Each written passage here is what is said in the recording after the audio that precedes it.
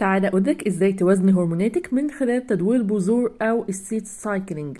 دورة البذور هي طريقة طبيعية لدعم الهرمونات الأنثوية على مدار الدورة الشهرية. البذور مش بس مصدر للدهون الصحية ولكن كمان بتساعد على التوازن الهرموني في جسمنا. السلسلة دي هتساعدك جدا لو بتعاني من تكيسات المبايض او لو بتخططي الحمل. تعالوا نعمل سموزي صحي جدا بندخل فيه بذور. كل اللي هنحتاجه موزة متوسطة ونص بطاطاية حلوة مشوية متوسطة وقطعة من الجنزبيل الفريش ومعلقة كبيرة عين جمل ومعلقة من بذور دوار الشمس ومعلقة من بذور السمسم. زودت عليهم كيس من الكولاجين البحري وهنضيف لبن اي نوع عشان يوصل للقوام المطلوب.